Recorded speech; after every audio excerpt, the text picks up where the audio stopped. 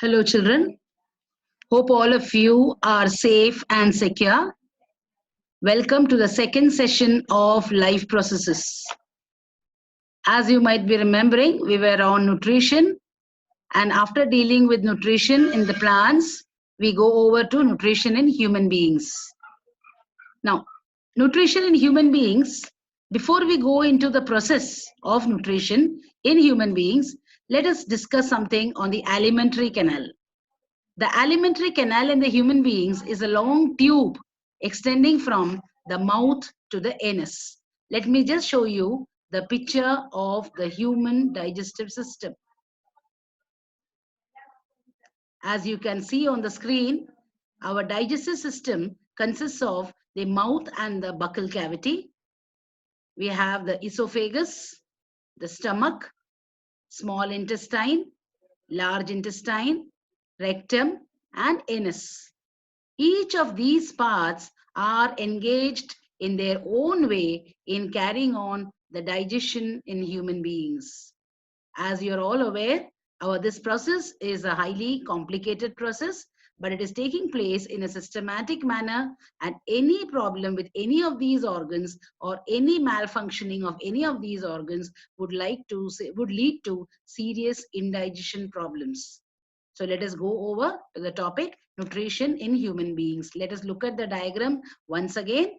Our human alimentary system consists of the mouth and the buccal cavity, the esophagus or the food pipe, stomach, which is a large bag-like structure, small intestine, a highly coiled structure, large intestine, which is also another coiled structure, rectum, and then the anus. So what I mean to say is the alimentary canal is a long tube extending from the mouth and terminating at the anus. Let us continue with the chapter. Please go on. Please look at the notes. And remember, as I told you before, the PDF of these notes would be sent to you after we complete the lesson. The alimentary canal is a long tube extending from the mouth to the anus. Now we come to the vital part in our body, that is a mouth and buccal cavity. The food has to be broken down into smaller particles. Any amount of food that you eat, whether you are having your breakfast or your lunch or your dinner or any in-between snacks, the food is highly complex in nature. It has to be broken into smaller particles. And who can break them into smaller particles? They are our teeth, which are there inside your mouth. The food has to be made soft and wet by a juice called saliva, which is secreted by the salivary glands. The food is complex. As I told you, it has to be broken down into smaller molecules with the help of certain biological catalysts called enzymes. The saliva contains an enzyme called salivary amylase, which converts starch into sugar.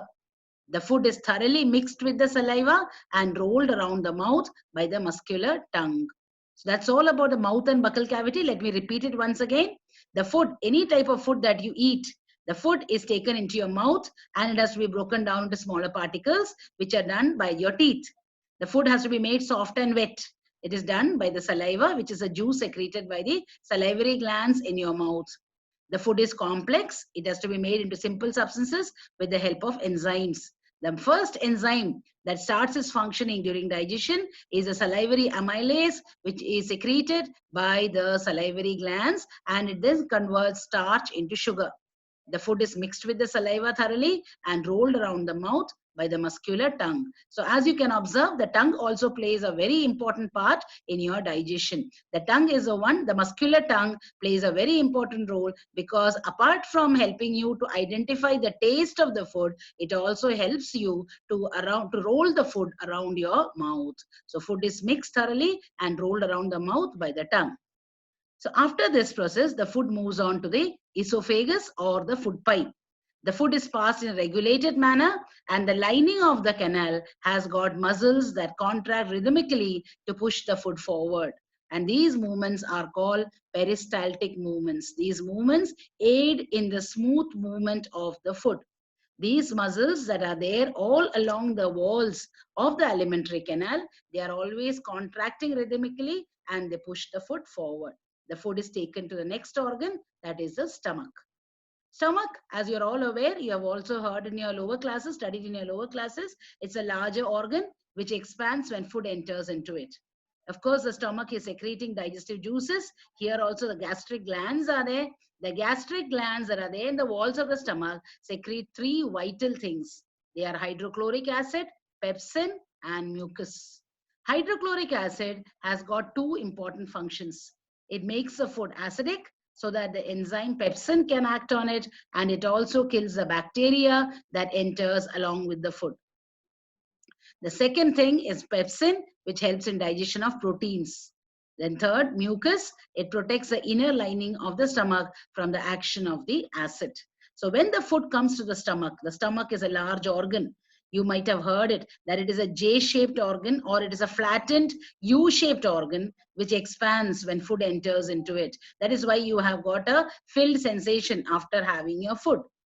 Then the food has to be mixed with the digestive juices. A very important gland that is there in the walls of the stomach, they are called the gastric glands, and they secrete three important things. Very important from examination point of view as well. The functions of HCl. It makes the food acidic so that the enzyme pepsin can act on it. That is one function.